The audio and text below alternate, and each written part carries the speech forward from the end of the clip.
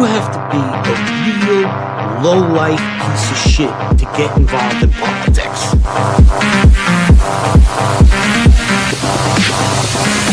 Who am I supposed to vote for? Am I supposed to vote for the Democrat who's going to blast me in the ass, or the Republican who's blasting my ass? Politics is just all one big ass blast.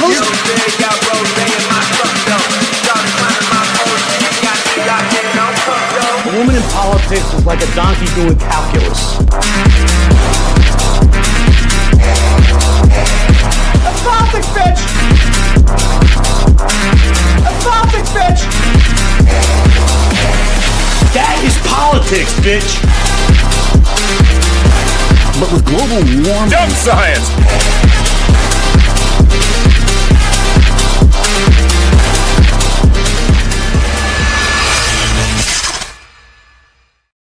Hey guys, how's it going? Matt from Foulball Productions here. Thank you so much for joining me today. I hope that you're doing well, because I'm doing phenomenally. Thank you very much. This is the 124th episode of the MFer Podcast, and I thank you for joining me on this Tuesday evening. You could be anywhere else in the world, but you're here with me, and I appreciate you. We're going to be having a good show tonight. I have a guest again, which I am happy to bring back. He's done this show before. He's also a co-creator over at Nav, and a pretty badass YouTuber in his own right. Please welcome Atlas Thugged. Thank you for having me. Fuck yeah. Thanks for being here, buddy. Yeah, of course, man. It's a pleasure. I almost forgot that we did the episode. Man, that's almost like 6 months ago now at this point. Was that the first one? Yeah, it's crazy, man. The amount of, like, my YouTube network has just changed in such a dramatic degree in the past. I mean, literally 6 months. The first collab I did was with Tom Foe. I reached out to him, like, not the first collab, but the first collab in this kind of, dissident right, the space, like a right-wing Fuentes adjacent space, was Tom, and that was around Christmas. And I did a pre-record because I knew I was going to be away for a few weeks. So I put that out as like, hey guys, I'm still here. I'm still doing stuff, had that ready in the chamber.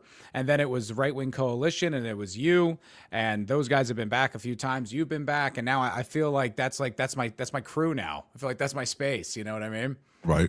Even though we don't all get along, seemingly, but it seems in politics, if you will. Yeah, it seems like there's like, from what I see, it seems like a mostly good faith disagreement. There's definitely some dudes in the chat over at Nav that are not good faith, but I don't know. I kind of just started muting a lot of those guys. Are like, all right, whatever. Like, mentally mute those dudes. I don't care. You and me both, man. They are a little relentless. I don't know if we talked about, I don't think I've talked about this on this channel, but on the Right Wing Pulse show that I do over at Nav, of not this past episode, but the last Sunday, I talked about a creator, Rebecca Hargraves, the blonde in the belly of the beast. And I just covered her show. Now, I guess my defense, it's not really defense, but I don't really imagine that there's a dialogue going on when I do these things. I don't really think like Scott Horton or Dave Smith or Fuentes are ever going to like see my coverage, right? So I didn't really think of it in the terms of like I'm kind of addressing her, but she saw it because I did put her face in the thumbnail and I did use her clip, and then she left some relatively salty comments on the Nav YouTube channel. But you covered it on your show as well. Yeah, I did. I kind of expected. Well, I was surprised that she had commented, probably similar to you. I would have been surprised if she would have commented on one of my videos. So it's cool that she did, and that is something that you do have to keep in mind, because it's kind of happened to me a few different times.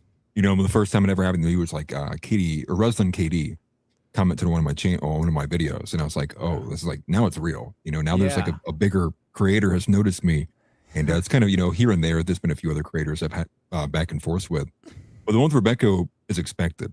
I think that you are very pro Nick in what you were talking about specifically. And obviously she has basically been on a bit of a crusade, if you will, along with Devin Stack and a few others.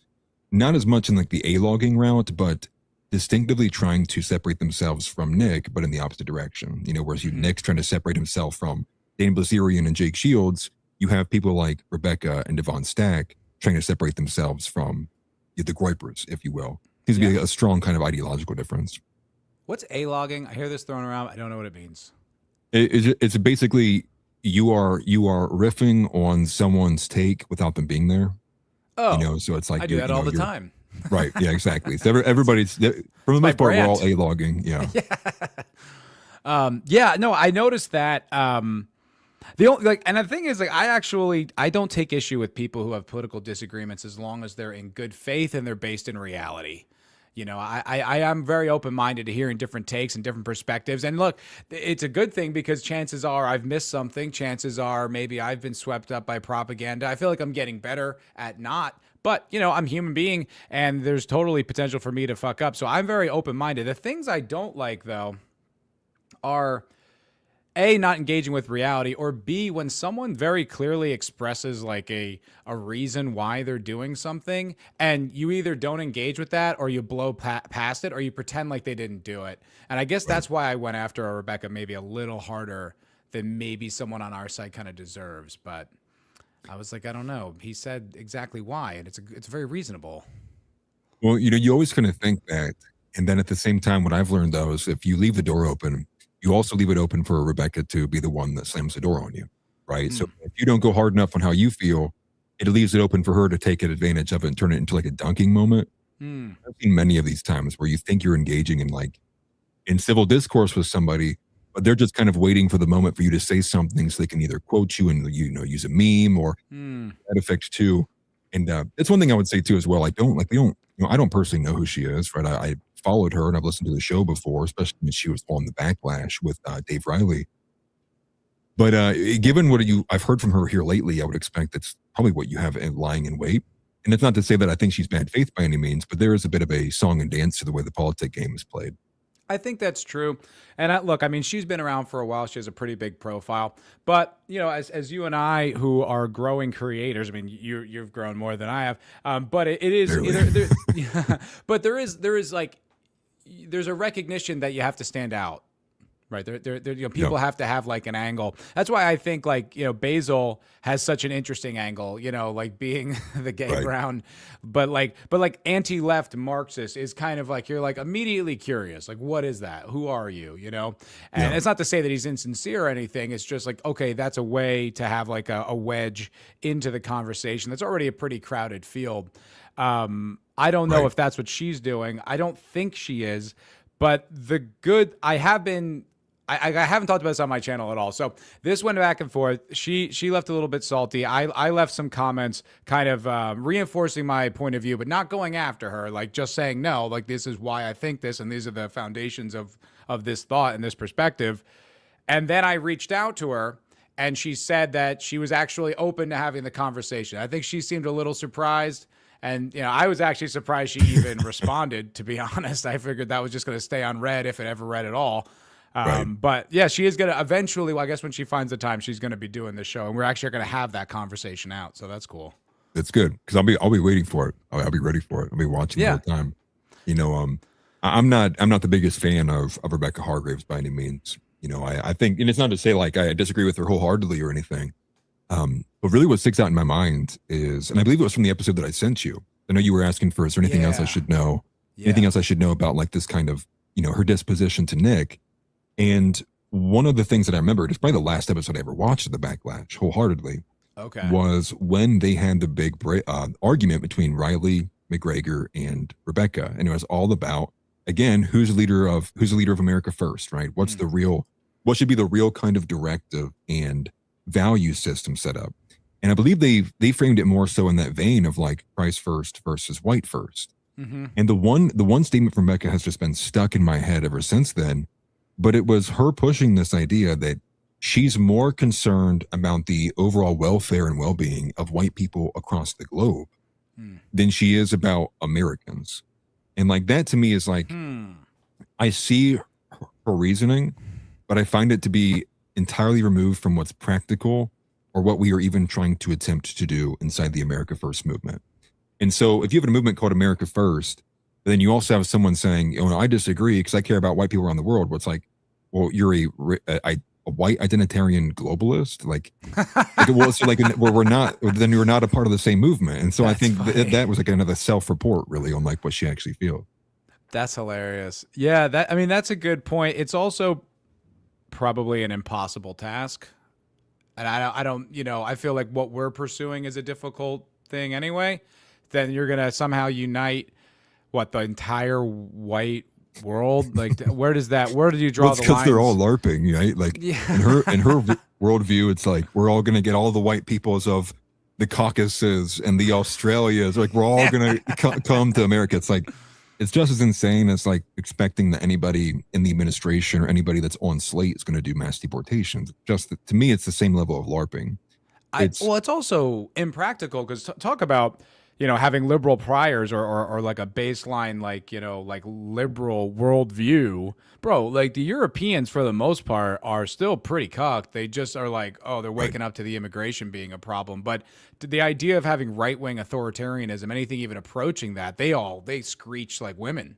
Right. I see it all the time online. So I can't imagine. And that's not to say like Senshin Dildo's here. He's Croatian. He's European. Obviously, he's not a bitch like that. But that just seems to be my general impression of European politics is like they want it really liberal, really gay, just maybe a few less immigrants. Right. Well, and I think that what you just described is certainly, I would say America's under a less of effect. But regardless, both you can see it in America and overseas as well, and in other areas too, like Australia. There's clearly a hunger for it among the already disenfranchised, young white men. You can see there's a hunger for some of these ideals. The only issue is what you described, which is like you can see it very plainly in Europe, which is that because the indoctrination and brainwashing has been happening for Lord knows how long now at this point, and what you get is the fact that the majority of the populace, whether they even themselves would consider themselves left wing, they have built into them now this kind of muscular reflex to anything associated with nationalism, right? Like they hear nationalism, it's like immediately they get full sent into Adolf Hitler. Like it's black and white, they just see him shaking off meth, and that's what they see. And that's why optics matters so much, is because we know that that's an element at play here, which is if the majority of the people are going to like reflexively vomit if you say anything like, national or socialist or anything like that, they're going to react in an insane way. So that's why Nick is so specific about having a very surgical approach with optics, because you have to be able to climb up many, many layers before you can actually really begin to acquire power. And so because that's at play here, there is an element of this that we are going to be like, no. Put the Nazi armband away, dude. Like we're very, very far away from approaching that to being anything as seen besides like a joke or, again, a LARP. I mean, that's literally, why don't you just put a fucking target on your forehead then? You know what I mean? Like just, start LARPing about doing, like another Oklahoma City bombing or something. That's just so ridiculous. It's like, first of all, that's gay. By the way, Nazism was very particular to Germany. So I don't even, the concept that that's even ever going to take root anywhere else again is such a LARP. So that aside, but secondly, it's just like, that but that's why I was like, okay, but you're perplexed of why he's separating himself from a clown like Casey Putsch or an absolute buffoon like Dan Bilzerian. It's like that needs to be spelled out. Like those guys are such obviously, like who's going to remember Casey Putsch in a year? Yeah. I mean, well, I would say this though.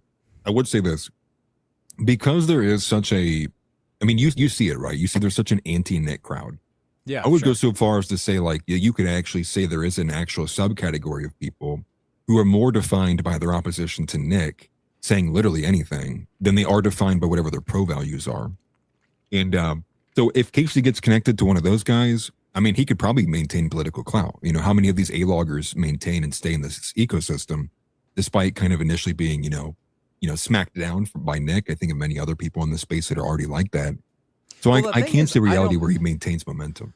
The only thing is, I don't think his failure is because of Nick. I think his failure is because he's not real. Like it's not a real thing. And it's like, maybe if you can, rebuild, recharge, come back at it with a complete vision and real motion, then maybe you can get taken seriously. But the idea that like he didn't even really go out after Casey much. He just said, oh, no, that's just probably not going to work. I'm not going to get behind that. He wasn't like dunking on the guy until everyone else started coming after him for not supporting. And Casey himself went, it's like these guys, they're melting down over this. And it's like, these are very calculated decisions and they're precise for a good reason.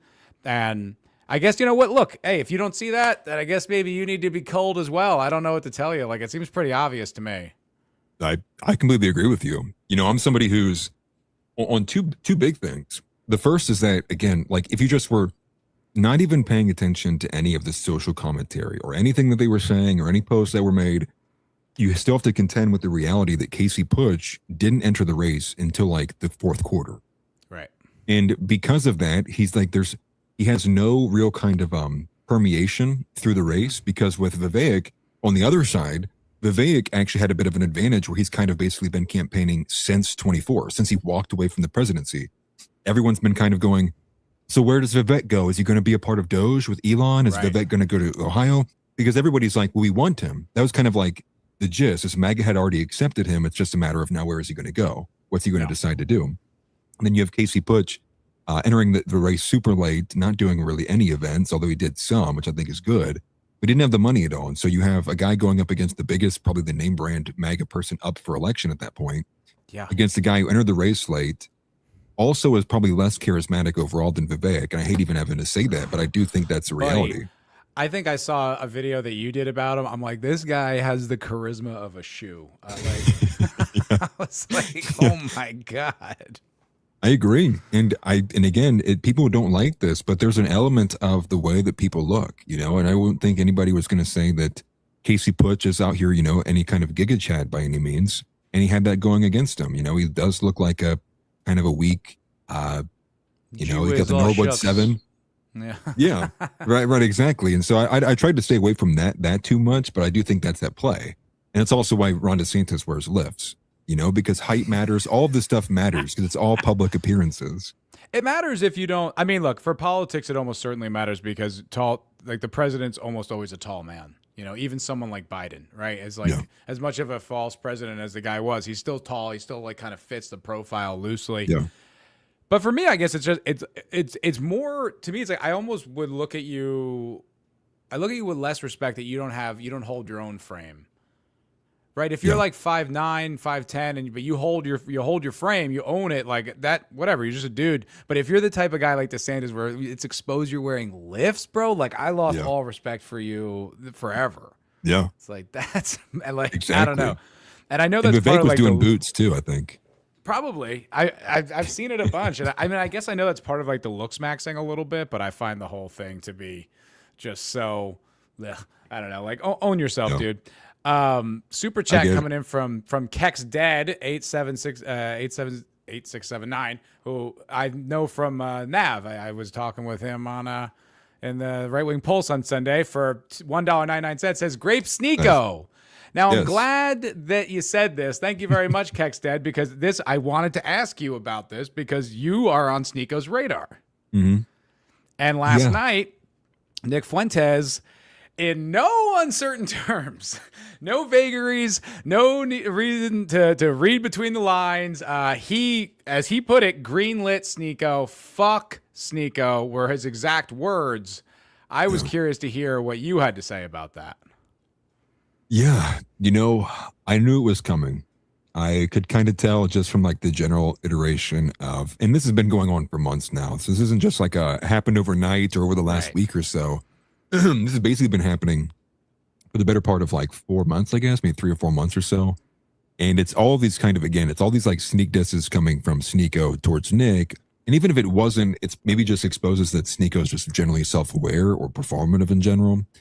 And it sucked because, like you said, like I've interacted with Sneako. He even came and stopped by on stream once. I've had a couple interactions with him. That's cool. And it's painful to say, but like I just explained on stream just a little bit ago, like I watched Sneako before I watched Nick. And so for my path that I came through, I went from like Tim Pool I went from Abba and Preach to Tim Pool to Sneako, to Nick, which is not the typical route for most people. I came all from roads lead to Fuentes. Right. Yeah. Right. Exactly. And, and so I just kind of saw it coming. I don't really understand why Sneako's holding the position that he is or why he finds this to be viable. Perhaps I couldn't imagine he's getting paid to be like this. But yeah, the green light's there and it's over for him. It's over for him. And like, but I can't imagine he's getting paid either because he's just as canceled as Nick is. I mean, I'm probably, I don't know if he's debanked. I don't know if he can't bank, but like, after the Clubacross, like he was banned from all those restaurant groups as well. He's taken all this heat over the years. I always liked Sneako. I thought Sneako was a cool guy. He did like the Boys Cast like 4 or 5 years ago, which is a comedy podcast I listened to with comedian Ryan Long. And I liked Sneako. I thought he was cool. I just thought he was very erratic. I always thought he just seemed to be trying to find himself all the time. You know, he's trying on new identities, and the Muslim thing kind of seemed almost like a goth phase to me. Like, he's stuck with it, so good for him. But it just seemed like he was always just kind of trying something new or on the verge of a breakdown. And in his defense, he became famous on the internet like in his teen years. That's gonna fry your brain. I totally understand that. But he seems to have leveled off, found himself, and honestly, as far as I can tell, it sort of seems like he picks sides. It seems like he's trying to be like, the UN. Like, he's trying to be like Clinton, right? Like, where he's like, oh, I'm helping the Palestinians and the Israelis, but one is clearly favored. And it's clearly he's favoring Bazarian because he's having him on his stream. He's like still talking with Shields and all that, taking calls. They're trashing Nick, and he's doing a decent kind of like a little bit, but he's not standing up for it. Like, I was just like, I don't know. It seems soft, and Nick's always like, no, we like Sneako, and then I guess it was just, it's over, man. That shit is done. Yeah. Well, to be fair, like Nick did genuinely view Sneako as a friend, and I think he's explained himself before many times, which is like it's hard for him already, just in generally giving his situation, if you will. Like, it's already hard for him to make friends in general. Yeah. And even harder just because of like his personality. When you see it day in and day out, he's just a very fiery person. Yeah. And I think this was a little bit of him holding out hope, but I think it does show the side of Nick that people don't respect or realize, or maybe they don't think is there. But that is the side of Nick that like he does genuinely have people that he cares about, people on his side that like he would even with political disagreements, somebody that he genuinely was hoping would like see reason. And I think now that at this point it's kind of leaked into content so much, it's like Nick can't just keep sitting here taking on the chin. It's like now I have to. You put me in a position where I have to respond like this. And part of it's also because that many of the groypers inside the audience, anyways, were already waiting for it. Many of them couldn't stand Sneako to begin with, just because he has been a brown clown for the most part. But what you said at the beginning, if I was to like psychoanalyze Sneako, I think that's probably spot on. That's probably why he's been so erratic. Is because I don't even think if he knows who he is. He's doing this whole Muslim bit, but every other time a camera, catches him or a stream goes early, he's eating pork or bacon, or he's drinking alcohol, or he forgot his prayer that day. Like, or he's having a threesome with fucking Amy Dangerfield and some random chick. If that happened, allegedly, but it didn't look good from the video I saw. Right. From his perspective, I don't give a shit what you do, but I'm just saying, from his perspective as being like a devout Muslim, it didn't look very haram to me. And that seems to be the crowd that he's kind of rolling with, right? It seemed like he was, at one point in his career, he was kind of leading a bit more into the I am part black element. He had the whole slashed eyebrows and all that. Yeah. And then now I think he's moved to this Islamic position because, well, maybe I'm not black, but I'm definitely brown. Right. And so what do brown people typically do? Well, they're all Muslims. And so there could be an element of this that he is actually, and perhaps he doesn't even know what he is himself, which would probably describe the erratic behavior. Tate's Muslim too, right? I do believe so, but so if you were asking me by word of mouth only, is Andrew Tate a Muslim? Yeah. I've never seen him do anything with it. I don't know anything about Sneako's faith. I don't know if he's like Mecca Muslim, or if he's like American Nation of Islam Muslim. I don't know which one he goes with. It's probably not the latter, because those guys are it's sort of a kooky cult, those dudes. I don't know if you know anything about the Nation of Islam, but that's where all that Yaqub, is that his name? No, what's the big-headed black guy? Yaqub. Like, I think that's where a lot of that stuff comes from, and it's really wacky. It's kind of like it's actually LARPing. Yeah, it's like LARPing as being a Muslim. It's really insane, honest to God. So I don't know, I don't know where his faith comes from. I don't really care. I think it's a little odd. But it's just one of those things where I watch the show. I watch Nick's show, and every other week, he's just like, what is it with this guy? Why is he always got to say something? Why is always something always coming up? And you're like, after a while, right? I mean, how much patience can a guy have with a friend who's constantly, like you said, sneak dissing him or straight up dissing him? in public in front of his, and when he was crying, he's like, oh, he's sending the groypers after him. And it's like, he was doing the opposite. He was not sending he kept saying, no, we love Sneako. We love Sneako. Like, right. And then I don't know. It's just like, all right, man. He was just waiting. He was waiting, waiting for Sneako to like show up and like, take my side or have my back. And then he never did. And I think that was kind of the realization for Nick that like, maybe he's actually not my friend. Maybe he's not the person that I thought he was. Yeah, and that's the thing. It's not even like whether they align on politics, right? It's not like, I like Sneako because he's really insightful on this. Like they're genuinely friends. So like Sneako doesn't even need to stand up for Nick. We sound like fucking chicks right now, but Sneako doesn't really need to stand up for Nick's perspective. Like he just needs to stand up for him as a dude, and he wouldn't do that.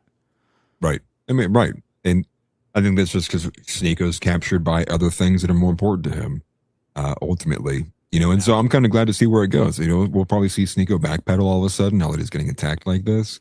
Well, what do you expect was going to happen? It's fucking he was getting crushed when Nick was holding him back. Now he's like green light. It's like it's over, man. Yeah, I wouldn't want to be Sneako. Well, he said himself that like him or Dan Blazerian have a better chance of like uniting the left and the right than like Nick or Hasan or Myron or all these other people. And it's like, how did you pick the two like stupidest people on that list? Like Hasan Piker has literally a better chance to unite people than I think both Dan and Sneako do ultimately. It's just retarded though. Well, like who looks to either one of them for political insight? I mean, I don't understand how Hasan has an audience. I truly don't. And I get annoyed every time I'm reminded he exists, to be completely honest. But he does genuinely have a large audience, and it's about politics. So like, at least in that regard, he has a better chance of being like a political uniter or even like in the conversation. Yeah. Well, I think the unification, I think, is just over. Sorry. I was going to say that I wanted to pivot a little bit because I thought this was pretty interesting. Yeah. I was talking with Joey, Right Wing Coalition, and he was saying, and I was talking about how maybe there is an opportunity here where some of the right and some of the left can unite. And I still, to a degree, believe that. Basil was like, oh, we need like a litmus test. And the litmus test for the right wing is to be like, how do you feel about Israel? And if you get the MAGA boomer, you're like, all right. And on the right or on the left, it's, hey, can a man just decide he's a woman one day? And if they're like, oh, well, why do you want to know? Okay, so you're out, right? And I thought that was an interesting perspective. But one thing that Joey said was that the left protects their radicals. Right. They stand up for their radicals. And I was listening to, do you know Breaking Points? Do you know that YouTube outlet? Yes. Yeah. So I was listening to them today, and I like them. I like Ryan Grimm and Crystal and Sager, and they were talking about Hasan Piker getting his subpoena in the Cuba thing. And you could hear in the way, especially the way Crystal and Ryan were talking about Hasan, there was a lot of praise in their like their tone of voice and the way they were talking about him. And I was like, right. Oh shit. Like you guys aren't going to wear this on your sleeve, but secretly amongst each other, you fuck with Hasan, huh? Yeah. I mean, it doesn't surprise me at all. It's very unique because obviously the right wing doesn't protect the radicals. Not at all. The right wing immediately excises and castigates their radicals. And again, that's part of that just therein tells you what the status quo is. The status quo is liberal.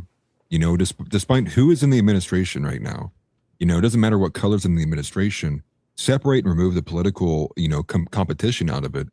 Even if there wasn't, if you just eliminated Republicans and Democrats and left and right from literally everybody's vocabulary and eliminated that kind of just framing, the society would still be liberal. It doesn't matter what tags you give it. It's the fact that the status quo is the average person is like a race cucked, homosexual loving, egalitarian. I mean, this is just like how the average person is. And it's kind of spot on to the LARPing stuff. At least tolerant of these things. Yeah. Like at least, latently tolerant. Yeah. Right. And well, that's why I would add in like with the LARPing element, which is, if the average guy is still like looking over his shoulder, like, before he says something like even halfway negative about his wife, it's like, we are owned. I mean, this country is right now, it's absolutely cooked. And I think people kind of get too high off the fumes of the fact that these channels like ours have been able to exist for probably longer than they would have any previous kind of 5 or 10 years or so. Fair. And they get this idea in their head that like, oh, like, look at this, look at all these guys agreeing. Like, surely if I just start screaming that, you know, Nazis, or I scream like, you know, gays should whatever, I mean, it's literally whatever, that everybody's just going to wake up and they're like, I too hate the gays. It's like, that's not what the status quo is. They're actually going to get up and they're going to be like, sir, put this guy in prison, you know, like cop or ref or something like that. And I think it's there's really a great odd. example to that. Sorry, not to cut you off, No, but go ahead. but I think there's a fantastic example of that in the Thomas Massey race. Like, we on the internet in general are just like, obviously this is a purchased race by the Israel lobby, and like essentially forces acting on a foreign nation, and a foreign nation acting on a domestic issue. And you know, it's obvious what's going on here. This isn't even a race. This guy is an outsider. Who even is he? What's his name? And then you see in a district that Massey has carried for 14 years, he lost by 10 points. It wasn't even a very close race, you know, by 10 points. And you see that, yeah, like, because we're here on the internet, or we're here on this side, and we think, oh, I'm close to this, that reflects something grander, is not necessarily the case at all. Exactly. You know, and it's not to say that it should be thrown out or discarded entirely. But I think that's it. Like the likes and the repost is really only an indicator of like and X is global. So it's really only an indicator of how people, I guess, globally feel. Like, because again, people from India can like your post. They can see what Thomas Massey is saying. And so because of that, it's really hard to tell like where the support is centralized. Like, who is actually liking the post, right? Who is Thomas Massey's base? And ultimately, if the majority of those people aren't living in his district and can't vote in his district, it's worthless. It means nothing. And it was kind of the same thing with Casey Push, right? He's being pushed everywhere, all over the place on the national scene, and he has a lot of, you know, posts with a lot of leeway, a lot of likes on them. But we don't know if those people are coming from Ohio. You know, you don't know if those people are liking Ohio, and there is this kind of big disparity there. But also, that disparity is really, really, really speaking to the boomer problem, because who's the biggest crowd of people who's not online? Right. Boomers. They're all on Facebook, or, you know, with all the other Indians and bots that are over there. And so that's the big perspective you always end up missing. And that was the chunk of people who fell for the AI ads, who voted Massey out. And so, you know, it's not a 1-for-1. And I think if anything, it has scaling issues. And I don't think likes are indicative of anything beyond just who might be more right. And I think in that you can see, like, when Laura Loomer and Candace are beefing, because occasionally Loomer will ratio Candace. Yeah. And so sometimes you see that and you do realize, like, oh yeah, Candace did make a mistake here. Loomer was actually right about this. Not to say anyone likes Loomer, but those things typically are solid heuristics for that. But doesn't really carry much weight overall towards anything really meaningful. No, it's hard to say, because what I still believe, like, our space, X, I think, like, that is the front line of the conversation. I think that is the cutting edge of where it's all at. I do believe that, but that doesn't mean that necessarily moves the needle that much. You know, it moves the needle amongst people who want to be up to date and super savvy on these types of things, but it doesn't necessarily move the needle nationwide. And I'll give you a good example of this, because my boomer dad, I remember this was a few years back when the Twitter files came out and the Twitter files were released and being talked about. He was completely did not want to hear the truth of that. Like, he's like a lib. He's like a kind of like a 70s like Union Democrat, or at least that's what he thinks is going on now. Like, you know, he's so out of touch, but that's, you know, God bless him. But then, but, you know, it's like, but that's kind of his perspective. And, but he was just like, no, cause like the box didn't tell him that that's what was going on. Like, the box didn't say that, oh yeah, the Biden administration was using the FBI to coerce these private tech companies to do their bidding. And even though there was I could hold it up and show you the proof, you know, like literally hard data proving this, it still was like, no. And I think like that is a force in American politics that, while people are optimistic that this is going to change and we're going to develop and stuff, is always going to be a very real component for at least the next 10 years, maybe more, you know? What's even more insane with the Twitter files is those were largely disseminated and brokered by Matt Taibbi. Yeah. And I believe Matt Taibbi, by all indications as of today, is like I mean, the furthest right you could say he is like center. Yeah. You know, by Yeah. by the current Overton window, he's definitely left wing. He's definitely way Yeah. more liberal than the average right winger. And so when you see that, and he's the one that's, you know, largely putting together these massive threads, you know, with the Twitter files, and people are still having this kind of insane reaction to it, or Yeah. not even wanting to engage with it.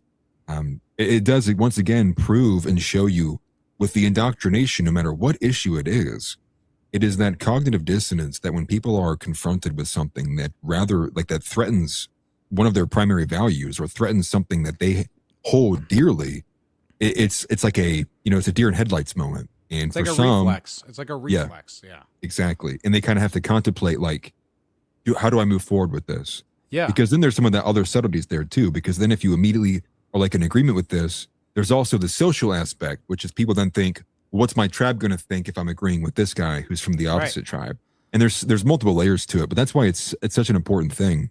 Well, I And you think, see it but I all the think time. that's 100%, and I think that's what, like, when you say like Laura Loomer like wins some of those you know, battles on Twitter or whatever, I think it's because so many people, even people around my age and maybe slightly older, like they have this reflex to defend like Israel, that they will not allow new information to come in, and then because the people are so polarized in such a inflexible way that they see anti-Israel is a liberal thing, right? I see Palestine protests on colleges. I'm not that. So I'm Right. not curious to hear any of the arguments because I'm not that. I'm over here. I don't like immigration, and I don't like screeching blue-haired woke liberals. So I'm not engaging with this conversation. And I think that's a lot of people. And plus, I don't know. I've supported Israel for my whole life, and I'm not even going to get bothered. You know what I mean? I really feel like on some level, it's that basic. It's that simple. Right. Exactly. Oh, it definitely is like the traditional element of it. And a lot of people get their politics from their parents too. You know, and for me, it's kind of hard to even put myself in the shoes of some of these other people. But, you know, because I always typically think about how, like for me, my dad was very, very, very politically oriented. And part of this is because he owned and operated a small business, and the majority of which was through the Obama era. So he was very, you know, keen in on what was going on and wondering, like, you know, why is my business getting, you know, graped by the government? And there's a lot that kind of I took from that really shaped my journey. But then I also think like that's the exception, actually. Like the exception is the person who pays attention to politics. The norm is the person who says, who cares about that? Let's just get along. Put on TV, you know, put on a sports ball, put on NFL, put on whatever. And so how do those people, I don't even know how those people get their politics transferred, right? Because if you know that there's a huge portion of people out there who go out of their way to not talk about it, but then they kind of somehow still inherit it from their parents. I mean, part of this is also the indoctrination from the left too. That's why they go after your kids, right? You know, they're not having kids, they come after yours. But even without that, it's this big disjointed chain where the average person doesn't get it from their parents because that talk's not allowed at the dinner table. Right. So then their ideas are born from their friends or their family or from like YouTube content, like anywhere else. And there's this big kind of disconnect there where like people aren't getting any kind of politics. And so there's some level of tradition with it, but I think there's probably an early on period for most people where they kind of decide what do they believe in. And for most people, that's just that. They don't think about it after that. They don't engage with anything after that. It's like, that's their belief system and value set. And it's just solid from there on out. And or, you know, it's like look, you do this, I do this. It honestly takes a lot of work. Sometimes I get utterly exhausted. Like last night I was so fucking pissed that Nick didn't dig into the Iran war thing because every time I go to read like something in like the New York Times or the Washington Post about like the newest thing, I just get honestly completely exhausted. Like I'm so exhausted by parsing through, and you know I'm hearing what the New York Times is saying, and then I'm listening to what Trump's saying, and then I'm going over to Drop Site and hearing what Iran's saying, and it's all just fucking noise. It's all just bluster. I don't really see any movement on this whole situation. It's utterly exhausting. That most people, even if they had the time to do that, right, they're going to spend their time doing something else. Like so many news stories, it's like once you have to dig into it, you realize what it really is. You know, it's like I'm working on this video right now where this is still not something that is widely known, but is that we fought the Iraq war on behalf of Israel. That's the majority of the motivation for us going. That is still like controversial. for many people to hear. Like they won't even entertain that. Like it's, Right. I was thinking about it today, what are all the memes online? Like it's always the joke about like, oh, oil. And then the thing, you see the troops, right? It's like, someone's like, oh, they found corn oil and they sent the American troops. Like that's the meme. That's the joke, because the concept is still military. we went over there for oil, and it had nothing to do with it. I mean, next to nothing to do with it. And it's just like this thing where we just get these narratives, and people read a headline, they watch a clip on Fox News and then, or whatever, CNN, anything. And then they're just, that's it. That's their perception now, that's what they believe. Let me take a quick little break here, because I want to read some of these super chats before I forget. Kex dead again. Said another $1.99. Thank you very much. Said the test is, are you pro-white or anti-Jew? Well, that's a little strong for me, because honestly, I think, the other consequence of being online and being like on the cutting edge is that you do start to dehumanize too much. You do start to see, you do start to conflate, Larry Ellison and Miriam Adelson with like your neighbor, who may even be a Zionist, but it's like he's not the type of guy who's like, rooting on dead babies. Like there are layers to this, and I do think we do need to be human. We do need to be Christian about this type of stuff, and that it's like you can identify your enemies and you can take your enemies, but to be anti a group of people, I feel like is an issue. You can be critical, like I always say, my thing is always this. I'm racist against groups and egalitarian with individuals. I feel like, but you can't, I feel like you should, I personally feel like you can't be like anti. You can be critical, or you can be suspicious, or you can, whatever. Do you know what I'm saying? Like, am I making any sense? I get what you're saying. Well, I completely agree with you on the Christianity element of it, right? This is kind of where I think I kind of have really been getting contentious with some people, but it is that element of, I mean, you kind of miss one of the core tenets of Christianity, which is that you are to love and pray for your enemy. Yeah. And again, that doesn't imply that you literally bend over and just let them have whatever they want from you, but like, it is also to say that there is a line, right? There is a line of what actually garners how we view the people, even of which we disagree with, and those of which who would actually see us dead. I think we see it time and time again. And if anyone's kind of read through their Bible, would have a strong understanding of at least a couple of examples of this. And I guess I would say, though, I don't think anti-Jew implies like you hate them. They'll certainly word it that way. Obviously, if it's anti-Jew, what are you, like an anti-Semite? But at the same time, that's how a lot of this battle is in the information warfare, phase. It's kind of what the warfare, World War I, World War II. Now we're in just informational war. And it's a big semantic argument. And so I would say not to go so far as to say like being anti-Jew is like a bad thing. If it's going so far as to say anti-Jew is in like, we need to be like, putting them down, or, excising upon them some kind of like pain, or some kind of, we're getting reparations from them or something. Like, I don't think we should be invoking any kind of like sins of the father kind of element upon them. I don't either. And I think to me, it's more about like Jewish power, right? It's an organized Jewish power that doesn't have our interests at heart, and in fact seems to have a malicious intent.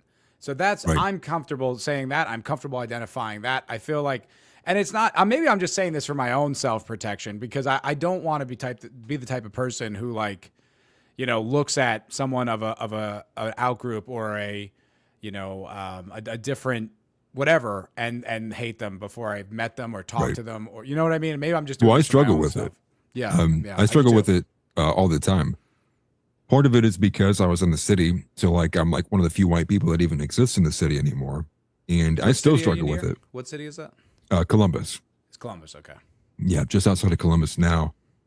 And I still, to this day, I'll probably struggle with it the rest of my life, but there is an element of that, obviously, the tribalistic element, that they're different from me. So I want to automatically castigate everything that they did to me and attribute it to because they're different skin color than me, or because they're a different ethnicity or whatever. But it's 70 times 70. That's how we are to act as Christians, right? This is actually part of the supremacy of Christianity and why it's existed so long, is because it is true and that it is the correct way to actually carry yourself. It is the way to be. And so I always try to remind myself of that, even if it's something as small as like a black woman who won't like get out of my way in an aisle, or then looks at me like I'm some like serial killer or something. It's like, just let it go in, one way and out the other. But that's how we're supposed to be. I still notice patterns, Right.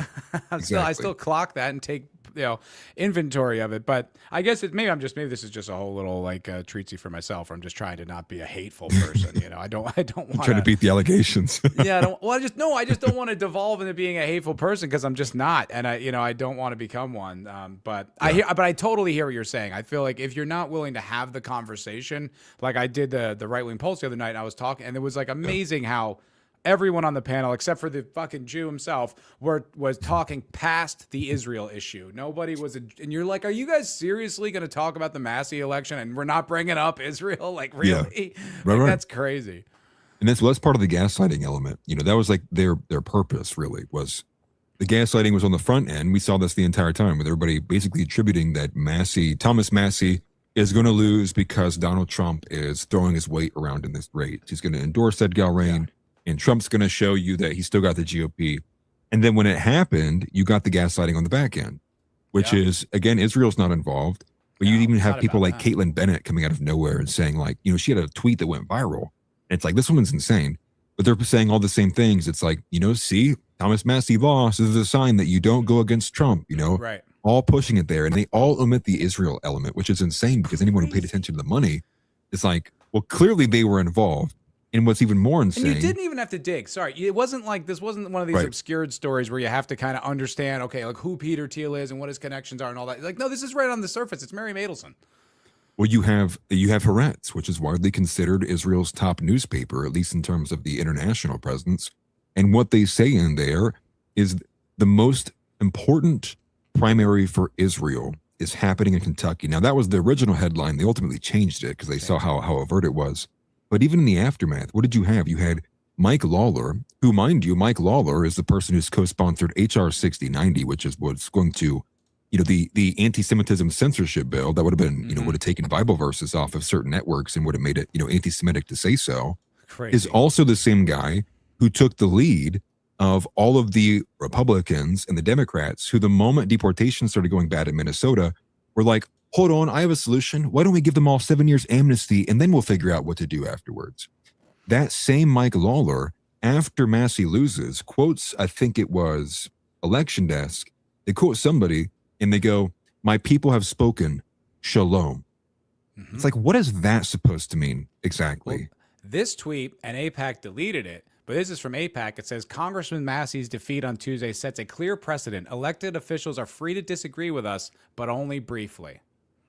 So what's crazy about this is so when I saw this tweet, I never saw the original one. Me neither. And I was like, this must be fake. I looked it up on Grok to confirm because I never saw it either. And I'm like, oh, maybe they're just kind of, jazzing this one up. And that's what I was going to say. I've seen Grok say both.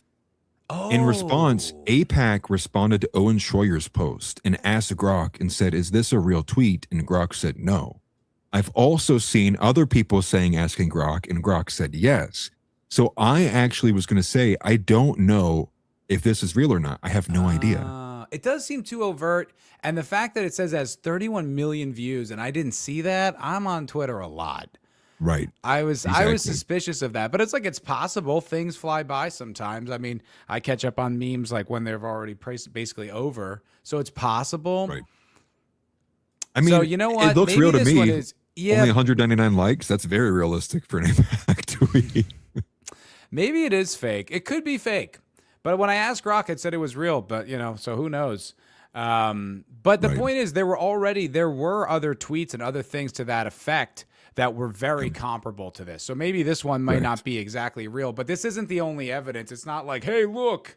It's like there was plenty of evidence that was, by design. And like you said, Haaretz them. You see it over and over. But yeah, it's just a ridiculous thing. Yeah. Jewish money. We needed the Jewish money. Like what was he saying? He was like, what other choice did we have?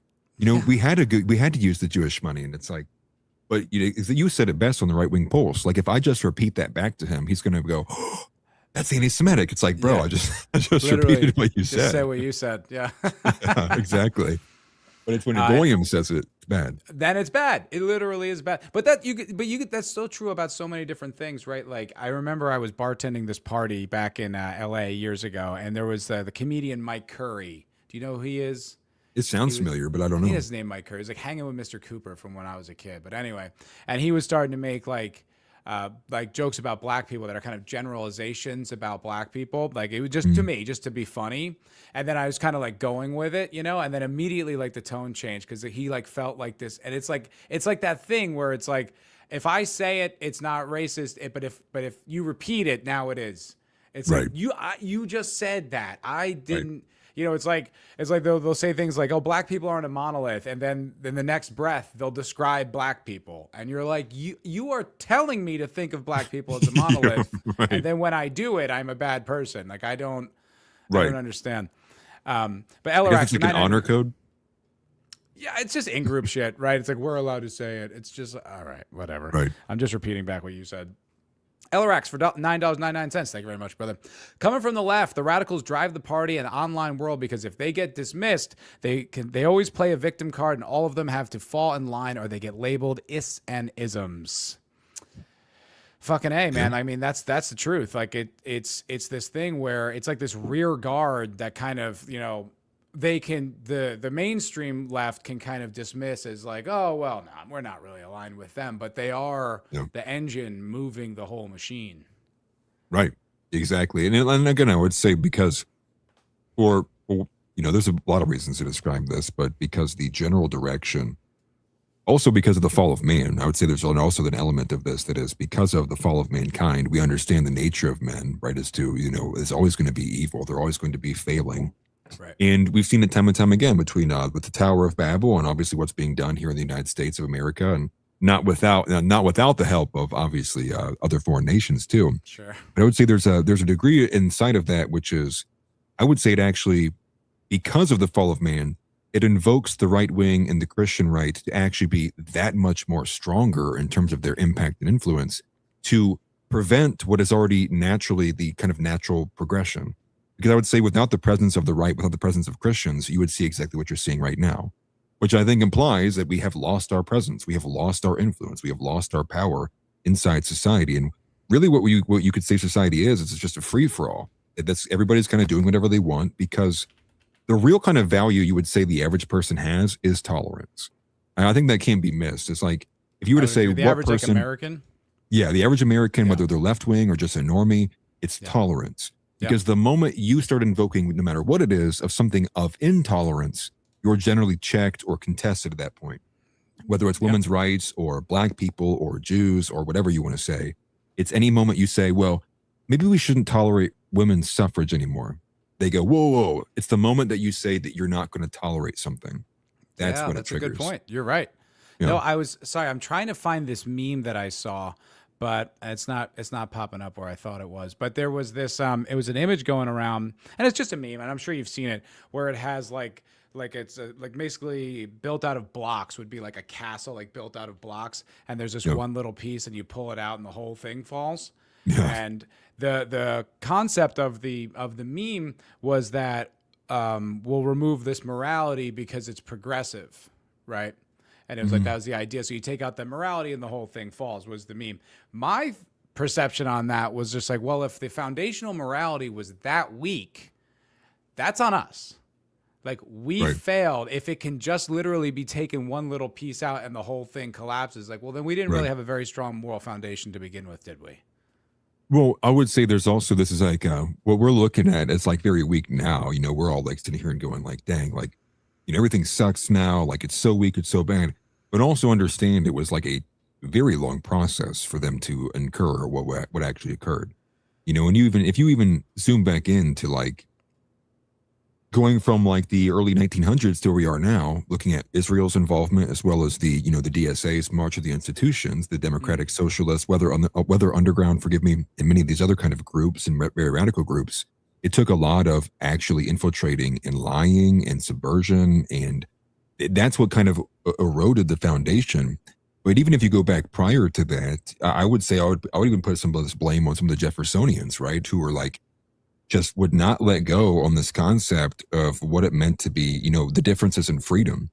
And what was crazy about this is that it shows, like, obviously the founding fathers weren't aligned 100%. No. And it was inside of that little leeway that led to where we are right now.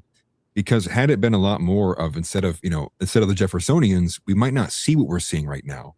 But it was the Jeffersonians who kind of had a bit more of this Thomas Massey worldview of a supremacy of liberty versus a supremacy of like reason, logic, or morality, you get like a society that all of a sudden has mosques all around the nation, because it was more so about the freedom to pursue than it was about the freedom to grow, or the freedom to, not even freedom, but instead of the common good. It's like complete pure freedom or common good seemed to be like the back and forth there. And I think they just took for granted that the like Christian morality and the makeup of the country would be comparable. I think that they kind of were like, we don't need to legislate that, because that was some of the problems in the past, right? They're coming basically just on the heels of the Middle Ages. So it's like they can, right. They have like, relatively close, like proximity to when that was like truly like the church could execute people and wield power in a really destructive way. So it's like, I think that they were envisioning, well, we don't want that, but I don't think they realized that, but with that openness, you can completely remake the country and like, hey, look, the book says it doesn't say this, it doesn't say that. It's right here in black and white. So I think that was a bit of a misstep, or just maybe a bit of naivete and a lack of vision. I mean, I don't think they ever in any like world imagined that, the floodgates to the Spanish would just be wide open and there'd be no accounting for who was here, and bring in Somalia. Like Somalia, what even is that? You know what I mean? Like, well, don't they work for me? Aren't they my slave? Right, exactly. And you're kind of spot on there. And it's, what sucks is I wouldn't even say that they were naive, right? Because what they clearly accomplished was like the greatest achievement in terms of all humanity, in terms of a political revolution or an enlightenment, as it's typically described. I think it still is. The only problem is that what they didn't account for was that it had a time limit on it. And that time limit is what you were referencing there, which is like the water, the fish and water example. It's like they're surrounded by this, so they could never possibly imagine a world where they're not swimming around all the water, right? That's unthinkable to them at that point. And that may be true of all documents overall. I mean, if you just give or take the fact that society has already progressed in so many different areas and reasons and places, although the Bible says nothing new under the sun, there are new variations of it. And I think that we need to keep that in mind the next go around, is that perhaps there does need to be written in stone some kind of like reflectionary period to give a much looser ability to change things. Because when you think about our amendment process and the ratification process, and I mean a lot of these things are like, they made it basically impossible. I mean, we were kind of gridlocked in our ability to do stuff because of how they wrote in the mechanisms of how this Constitution in the country will work. And because we don't have any kind of relief period, the Constitution has continually just kind of been hardened. Yeah. It's like now it's an unmovable, where previously it's like, here's a new amendment, here's a new amendment, here's a new amendment. Right. We've basically been stuck with stone for the past, 100 years or so. I mean, really since the 60s, right? It's the last most significant amendment that was added. And that one has the most like consequential effect on the country. And there's nothing we can do. Like the idea of having like a constitutional Congress again is like, that's insane. Right. Are you kidding me? That'd be like us trying to rewrite the Bible. Like, no, that's sacred. Don't touch it. It's like, it's literally on that level. I do want to pivot. Oh, actually, before we do pivot, one of my favorite though, like founding fathers facts, which which is just so cool, is that Thomas Jefferson and John Adams, they both signers of the Declaration of Independence, they both died exactly 50 years from the signing of the Declaration of Independence, both on the 4th of July. I did not know that. Isn't that sick? Yeah, I did not know that at all. That's so badass. And on the same day, they both died on 4th of July, exactly 50 years after the signing of the Constitution. That's crazy. That's so badass. Well, I will say this too. John Adams is one of the people who like doesn't get enough credit for like his overall role and everything. Yeah. I think it already says something that like he's I think he was the first ever president to have his son be a president. I think he was the first from John Adams to John Quincy. Yeah, because he was 2, and I think Quincy was 7, I think. Yeah, something like that. And what's crazy about that too is when you look deep into John Adams. It's a great series. It's like a 4-part series. It's like each episode's like 2 hours long or something like that. I watched it a long time ago. Show? Is it an HBO show? I'm not sure. There was an HBO drama. I don't know if that's the one you're talking about. unsure because whatever I watched was back when I was like 12. Okay. So I don't know if it would have been released by HBO, but it shows you a lot of the actual, like, it tries to be very realistic about the social tensions between the founding fathers and like some of the early processes and stuff. And it shows you like the way they interacted and like John Adams being, I believe he was the first vice president. So he technically served over the first Congress as the role of the vice president. And so it's really goes into great detail to show you not only just like who he was and how much more involved he was compared to how some of the others get brighter names, or maybe more name brand names. But it also does show you, I think that maybe is the best part, is some of the actual disagreements that he had with some of the other founding fathers. And you see them get hashed out in some of the smaller meetings that they have, whether it's in the tavern or whether it is actually when they're like ratifying different states. It's a great series. I do believe it's simply just called John Adams. I think it's the HBO show because I rewatched that recently, and that's where like I picked up that fact. Interesting. I had known because I saw it back in, I don't know, 2012 or something like that, 2011, and I think I knew that, but I forgot it, and I watched that, and I was like, God, that's not a coincidence. You know what I mean? Like, that's too. I'm pretty sure the guy who plays John Adams is the guy who's the villain in Big Fat Liar. Yeah, Paul Giamatti. Yeah. Yes. That's the show we're talking about. Okay, that's what I was thinking of then. Yeah. Great show. So good. Laura Linney plays his wife. She's fantastic. Yeah, Abigail. And the Thomas Jefferson is played by this British actor. He played, I don't know his name, but he was Stannis Baratheon in Game of Thrones. Yes. Yeah. I forgot he was in that, actually. I totally forgot about him. Yeah, it's a fucking great show. And it's like, it's not, like you said, it shows like the gritty of it. It shows the politics of it too. It's not just hero worship. In fact, at one point, he's kind of pissed off at the big portrait that they make of the signing of the concept of the Declaration. Cause he's like, we were never in the same room at one time. We were fighting a war. I was moving from here. He was in Boston. It wasn't like that. He was like annoyed at the kind of mythology of it, you know, which I was like, damn, that's pretty cool. Like that, you just don't see that. Like you do see these statues. They look like Greek gods. You know, forget that they literally were men, you know? Right. And it also shows you too, like, just like the general nature, like the social nature of stuff. I believe it's in one of those scenes.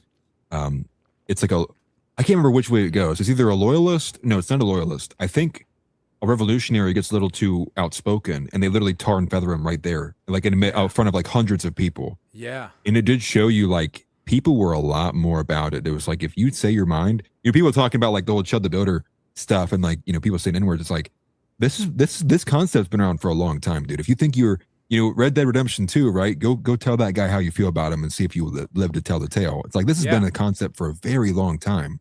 Yeah. You know, so not to say I think that black people should get away with the way they behave, but it is to say that there has always been this element of like, you can say it. It's, are you willing to deal with the consequences? Right. And I don't think anyone says a limit. Go ahead. Yeah. And just all due respect that, you know, I am a free speech absolutist. I think it should be, you know, there should be, with the exception of crimes. I feel like, you know, you say what you think, say what you believe.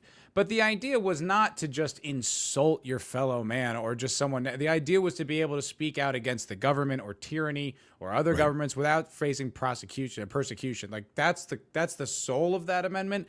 Like I get, yes, technically you're protected, but that's not.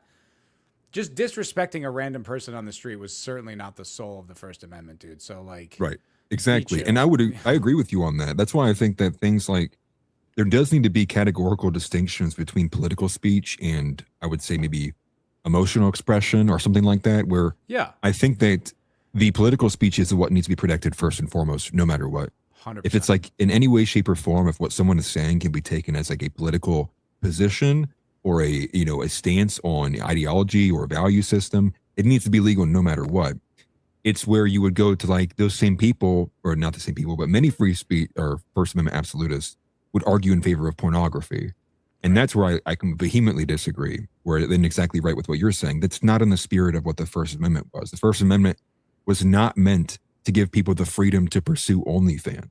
It was meant exactly as you described it. It was meant to allow a strong, breathable freedom for a society to feel comfortable actually exchanging their ideas and not having to do what the founding fathers did, which was discuss among themselves amongst, you know, different pen names and whispering to each other across the bar, you know, in a candlelit, making meetings and shit. Like that was the real purpose of it. Yeah, or face being jailed for that. Right. Or face being hanged. for treason. More than likely. If you're plotting against the king, you could be killed. Right. It's so. Or It's they like, would just yeah. shoot you. Right then and there, they would just, they're like, we're not getting seen with you, dude. Put this guy away. Put this guy down. 100%. All right, so I did want to pivot to the actual the title on this stream and the thumbnail and all that. Over the weekend, what I witnessed was that Trump was bombastically in Trump style saying that there was basically a peace. We had gotten a peace with Iran. There were a few things we need to shuffle around, but we're actually on the same page and a peace is imminent. Now, he's been doing this quite a bit. The difference with this one is that when you would hear from the Iranian delegates or the Iranian side, they were confirming it. And that has not been, I don't know if you follow the news outlet Drop Site, that's actually Ryan Grimm's news outlet. They report on what the Iranians are saying. So it's actually a really good insight into where a lot of this stuff is actually going. So it's like you'll see Trump will say this and the Iranian delegates will completely contradict it. Like, we're not even close. Right. It's not true at all. This time he did. And so he makes a big announcement. A lot of people are celebrating peace. And then immediately the Israel lobby went nuts. We had, Ted Cruz went crazy. Lindsey Graham went crazy. Netanyahu went. Everybody who's Loomer, any one of those people, probably Shapiro I didn't see, but I assume he lost his mind about it. They all did in lockstep. And then all of a sudden the peace is gone. We're back now trading strikes with Iran. Iran is now laying mines. They started buzzing some of our ships in the area with drones. And the war, it doesn't look like we're any closer to a peace than we were before the weekend. So what's your thoughts? What's your take on this? So I saw a lot of the same things as I talked about when I covered the war, I believe yesterday, which you're kind of spot on with your framing there, which was by all accounts early on I believe it was on Friday, as the markets closed, you could see the airspace was beginning to open up. You saw reports of, I believe, jets were flying over Iraq. I think Israeli jets were flying over Iraq. So all the little information was pointing to okay, it's about to start up again. But we didn't really see anything. I think the only thing that actually did happen was there was a U.S. strike on some of the Navy vessels that occurred, but it seemed to kind of just stay there. Mm-hmm. But you're right, because Saturday we all of a sudden get this announcement, or pre-announcement really, because I think the way that Trump worded it is yet to be announced, but he kind of gives some details of what they're going to do. And it's like clockwork. They kind of talk about this. And the way that the deal was kind of understood, the 14 points was as a memorandum of understanding. And the big things inside of there was that, well, one was that it was going to actually not deal with anything with the uranium enrichment. It was actually just, they were going to commit to having deeper talks about it within 30 to 60 days. And so a lot of inside of there was commitments, but you're completely spot on. All of a sudden it changes. It's like, you have all these pro-Israeli voices here. You have just the Israel as well, freaking out. The deal seems to not only just be nothing, but it's also like Trump has changed his whole stance on the uranium dust. But inside of there, I will say this.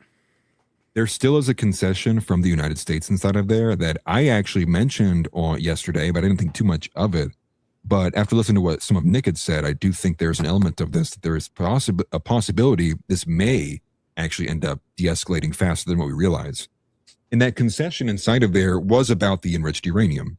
And the concession was, so prior to this, the only options on the table were let the United States come and take it, the United States blow it up from afar, or what Russia kept tabling was that Russia kept asking and saying, as a mediator, we'll take their enriched uranium while you guys figure out what we're going to do with it.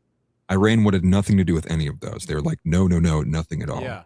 They kept saying it was like, it's their sovereign right. Like they were like, no, we have as much right to this uranium and enrichment. And look, on a level, they are correct, right? I mean, I think it's like a lot of what they want to do with it is, what do you call civilian use? They do want to do like the medical use that you use it for, energy infrastructure, all that stuff. Right. Now they did start enriching towards a percentage it is approaching weapons grade. There isn't really any kind of domestic civilian.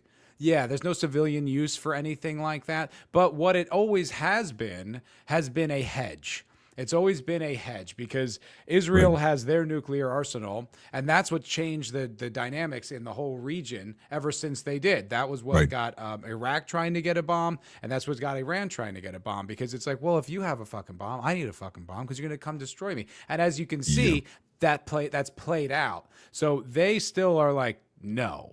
Like, you just bombed us. Obviously, you want to remove our regime. Our worst fears are validated by Israel's foreign policy.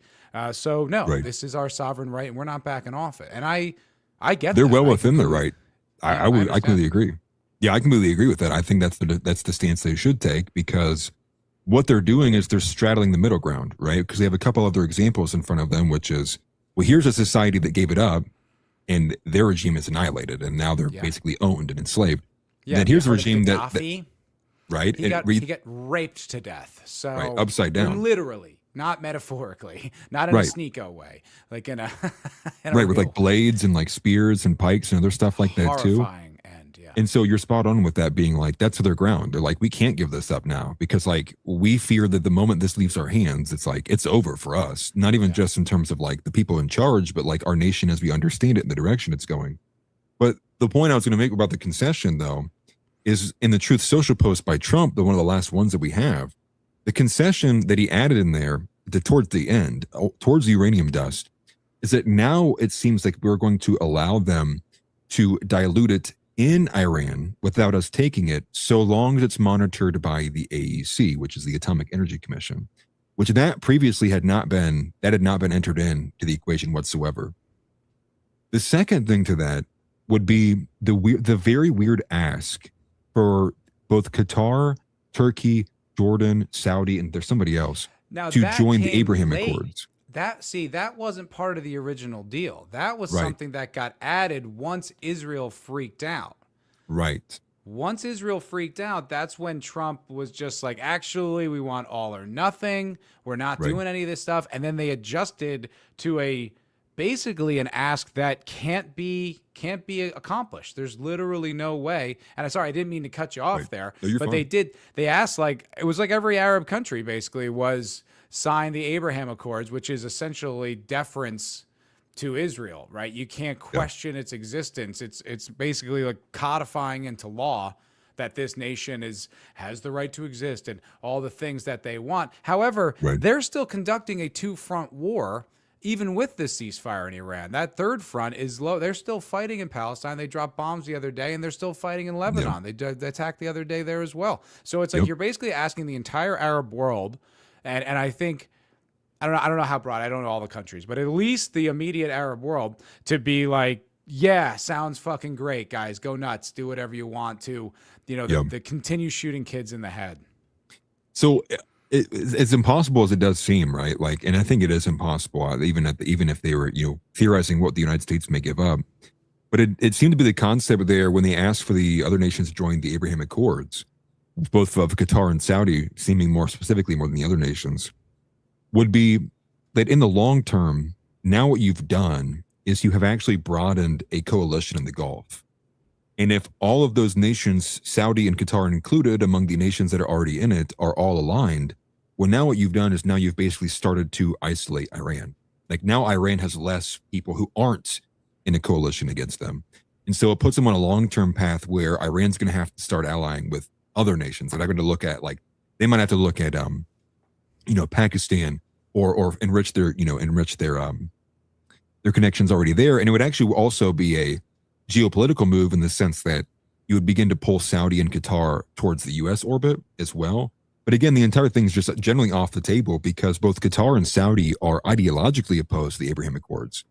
Saudi specifically has their Palestinian red line, which is that they will not even, they won't even take a look at the Accords until there's a plan for Palestine to have its own state and that has a capital in East Jerusalem. Like, they have been very vocal about this for a while. And then with Qatar wants to make sure, their big position is that they earn money doing this, but it seems to be it's in their best interest to do so. They enjoy the fact that their self-image is that they are a mediator in the Middle East. Right. So Qatar takes advantage of the fact that they are, for one, politically aligned with Hamas, but can also broker agreements and ceasefires in and of themselves because groups like Hamas feel comfortable getting hosted by Qatar. And so that obviously completely changes if you go jump into the Abraham Accords, because how would Israel view you as Qatar inside of this alliance with them if you're actively hosting the nation that they view as the reason why the Palestinian, all of the terrorism and then wanting to kill them all, that would obviously be a terrible look. And vice versa, the monarchs would be seen as bending the knee to Israel. Both the leaders in those countries would be seen as like they got the call. And so they can't even take it on their own personal interests. Like they'll get thrown out of office. They'll get killed. They'll get Gaddafi. By their own people. And and also just think, Qatar is a tiny country. They are super wealthy, but they're a tiny country, and they're right there. They're right on the other side of the Persian Gulf, dude. So it's like the idea, like you're basically demanding that you're gonna turn the entire area there, that whole peninsula there, you're turning that against Iran. They're right next to fucking Israel's on the other side. Okay, they're on a completely other body of water. Qatar's right there, UAE's right there, Saudi Arabia's right there. So it's like they're probably in range of like even the short range drones and stuff like that. So you just want them to sign their own death warrant? No, they're probably not going to do that, dude. Well, and here's the thing. This is actually part of the reason why I think that it's being proposed. Because the longer that this war goes on, who is it damaging the most? I mean, Saudi is already taking huge hits through this war. Yeah. And a lot of that is just in terms of like their own self-image. Now, it's a little bit different than the other places, but what's Saudi's self-image? Saudi's self-image is this country that people go to as like a luxury, that you can come, billionaires and millionaires, and it's seen as this high ritzy place. But like that illusion is gone if you're getting bombed every other day. Right. I mean, no one is Andrew Tate going to go out to Saudi? And remember, at the beginning of the war, do you not remember when all the influencers were like, I'm in Saudi right now, there's like nothing going on? Like, what are you guys talking about? Because Saudi got extremely worried at the very beginning of the war. They pushed a bunch of money to influencers. Even Ian Miles Chong was one of them as well, too. Because they're very concerned, because that's their moneymaker. Tourism is their moneymaker, beyond oil, obviously. Yeah, but that's the thing. They shifted, right? It was this whole oil country, but they've shifted into, that's why you have things like Live Golf and that Riyadh Comedy Festival and all that stuff, because the idea is to like reshape the economy to be more friendly to the West and make it a tourist destination and do all that type of shit. Well, you obviously can't do that if right across the Persian Gulf is a country that's at war with fucking anyone that it decides like at any minute, So it's like, and they have no problem bombing. And look, as much as I think, I don't like when civilians are involved with war, but civilians are involved with war. And from Iran's point of view, it's like, it's all or nothing here. It's like our survival or not. And if you're playing ball with the enemy, you're going to get got. And look, they've been incredibly strategic. I say you have to give credit to Iran. Iran is not, this kind of backwoods type country. It's not just a bunch of wild Al Qaeda or ISIS terrorists. Like, they are a nation, and they have been strategic as hell, because what they kept doing was threatening the infrastructure of say, Saudi Arabia, like the desalination plants and stuff like that. Right. But they didn't go after it. They're just like, we know that that's a linchpin. Keep fucking with us, and we will fuck with this whole region up. Right. It's like, because it's like, what else are they going to do? It's like, all they can do is bomb the American bases, which they did and decimated, but they can't, they can't like hit us, or they can't really hit Israel because all the defensive like missiles and all that, but we can hit that. And it's like, stop with this bullshit, give us our sovereignty, like allow us to move on from this conflict. And it's like, look, they've been playing fucking chess, and quite honestly, they're winning. Like they're taking a lot of damage, but like best case scenario, we go back to where the status quo was before the war. That's the best possible condition for victory right now. Yeah. And well, the thing is unfortunately that's just simply, that's not even on the table right now. And part of the reason why it's not even on the table is because we are the United States is in an untenable position, which is and part of the reason is because of what actually has happened since the war has started. And that came from with the Operation Midnight Hammer, the 12-day war, where because of that initial strike, when it came time for Iran to kind of re-up their agreement with, the atomic, it wasn't the AEC, but it's one of these other organizations. There's like 4 of them. But it's basically the international organization that monitors nuclear activity. It monitors enrichment. It monitors, the nuclear programs. IAEA, something like that. It's like the International Atomic, it might be, energy something. And when the time came for them to re-up in October of 2025, they said, fuck off. Yeah. Get away from us. Like, you think we're going to sign an agreement with everybody who fucking hates us and want us dead? And the whole reason you're coming for us is because of what we have here? They're like, no. So understand right now, we know that we didn't destroy the uranium. We know, and this part of this is from satellite data came from like France, IAEA. Thank you. And some of it came from satellite data from France and both Russia that showed like there were trucks maneuvering and moving material directly after the strike. But even furthermore than that, what this means is right now the United States is waging a war with a country that now we have been in the dark for months of their actual nuclear program. Right. So now we're in the middle of a war with a country who may at some point possess nuclear materials, and we have no idea what to tell beyond like what we can get satellite wise from inside the country or whatever other spy elements that we have. And that's now a huge problem. Because how is the United States going to start? It would be massively lost. It's already a big strategic loss as is. But in terms of the reflection it would have on the United States, it's almost an impossible thing to walk away with, which is we went into war to prevent them from having a nuclear weapon. We left the war and we have no idea. But now we don't even know. And they beat us. They smacked us out. And now what's their incentive to stop making a nuclear weapon? Because if they can thwart the United States, hence the biggest dog in the world, I mean, now they're going to be almost incentivized to continue and build the weapon. If they smacked us out of the region and now they build it. And so for the United States, it's like we have to get the uranium. It's like now we can't leave until we know about it now. Because if the United States is meant to be the world police, the enforcer of everything, but we let the situation walk away with everyone in the dark on the nuclear program, it's untenable and it does irreparable damage. And so we're kind of just basically seeing at what point will we get that uranium? Will it be through negotiations? I really doubt it, but it seems there's been some headway made there. It more than likely will be us having to go back with the grounded salt to actually put boots on the ground to get the material away. Because the only thing after that is like nuclear strike of our own. Right. And that does untellable damage because what happens when you strike a nuclear facility with a nuclear weapon? It's like you're just asking for the region to be destroyed. So yeah. I don't even know. I don't really see the play. Like it sounded like what Trump was working towards was basically like the JCPOA again.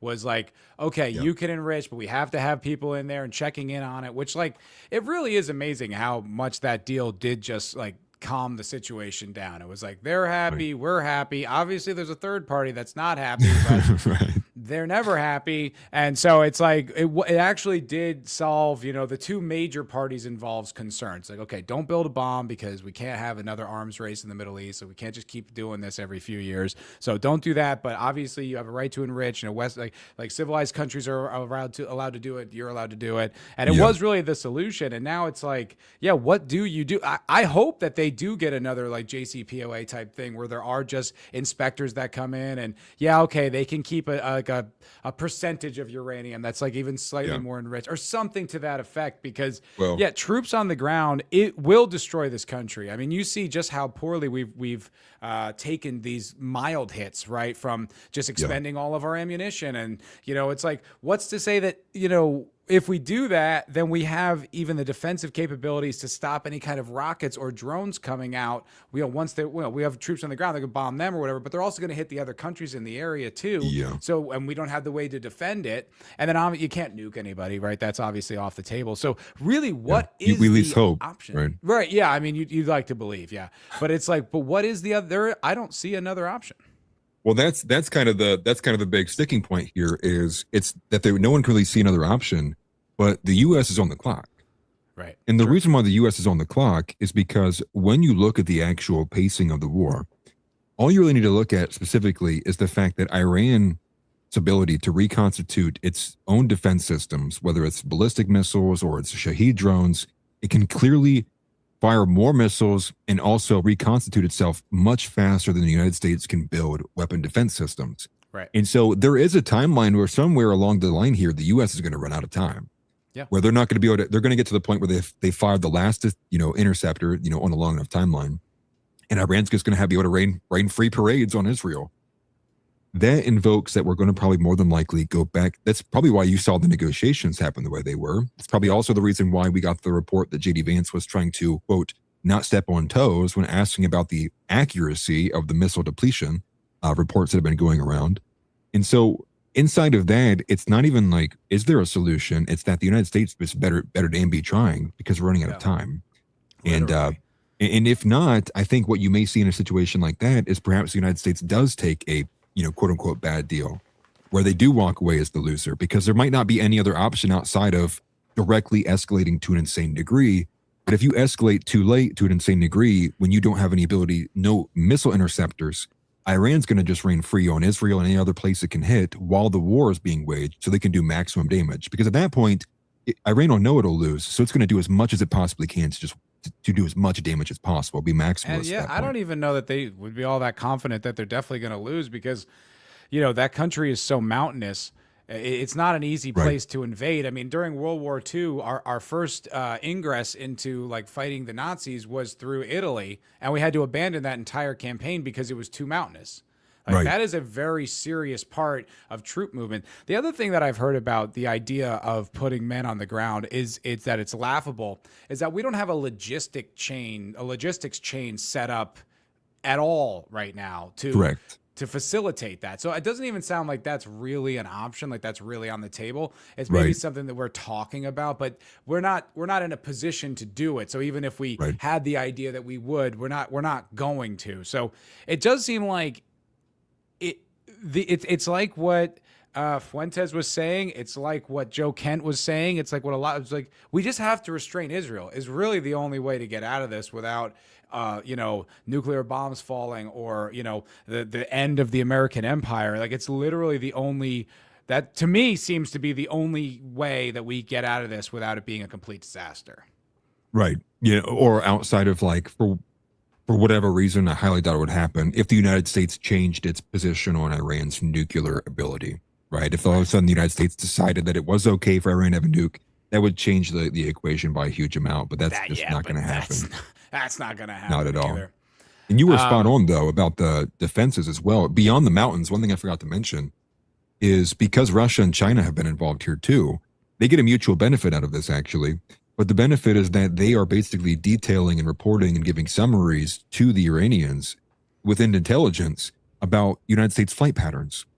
So if the United States does come back, well, now they have a bit more of a wealth of knowledge of how to actually counterattack the United States based on the strategies we've already employed. And the mutual benefit is now Russia and China do as well. So they get to keep that. That's their mutual benefit out of this, is they also learn these things. Data harvesting. Right, exactly. Yeah. Imagery, photos, all of it. They said too, like and what we can end on this, but one of the things I saw, because I was watching an episode of Tucker a few months ago, and there was a guy on there who's British, I think it was MI6, a former, and he was talking about that during the war, during the bombing campaign, that the Iranians actually didn't take nearly as many hits as what happened with, what was the one last year? Midnight Hammer, whatever that was, Midnight Hammer. Yeah. That they actually took less casualties this time, or proportionally less casualties, because they had better plans on how to respond. So buildings would get evacuated, they wouldn't really get hit. And the other thing that the guy said, now I wasn't sure if this was just kind of, propaganda or just counterintelligence or something, but they were saying that the Iranians acquired very sophisticated decoys from the Chinese that would mimic these rocket sites. They even gave off a heat signature. So a lot of times when we thought we were bombing these missile sites, we weren't. We were just hitting these sophisticated decoys. So that's why when that report, just warm plastic. Literally, dude. Literally. It's like World War II shit. It was like when they had to blow up tanks. It's like that. Just this has now it's a heat signature. So you think it's a missile site. But and I was like, okay, that sounds bad. That sounds possible. But then it was confirmed when that New York Times report came out, where it was something like they have 80 to 90% of their missile capability. They didn't lose shit. Right. And it was like, man, it's something like they had depleted down to like just above 75%, which is crazy because everything, by all reports domestically, especially with Trump too, is obviously being bombastic. It's like totally destroyed, utterly, rendered, useless. Right. And the more you get more information coming out, intelligence about Iran, it's not even close. It's like the furthest we damaged them down was to around 76%, and they immediately started reconstituting. And part of that is because they've been doing this whole time, by the way. And part of that's because of how deep they built these factories that build these missiles and these different the drones that they have, and of how cheap that they are, so they can actually make them faster. They're a little bit smaller. It's just it's honestly, I mean, for one, it's kind of insane that we're living through a lifetime, I think, as an American, watching America struggle through a war. I know people who probably lived through Vietnam probably felt similar things too, but when you kind of you compare that to what you're told in history and the kind of the image of America, the projection of America is that we should have won this 2 years ago. Right. You know what I mean? Yeah. Like we should have been won like the night of. Right. And that's kind of off of Venezuela as well too. Yeah. You kind of see this very complex military operation. Maybe they got a little high on their own fumes as well too. Like, look, we just did Venezuela. Iran's a whole different animal. And now that the whole population is basically aligned with like the RGC, and it seems like the hardliners have power now at this point, and it seems to be there's a triangle of power between the son of Khamenei as well as a couple of these other individuals that perhaps maybe we ushered in something that we are not capable of repelling. And so I am rooting for the people of Iran at the bare minimum to like not die. You know, yeah. I will say that. But I mean, just from a practical point of view, it's like, why wouldn't they be more hardline? Like, you killed that dude's entire fucking family, man.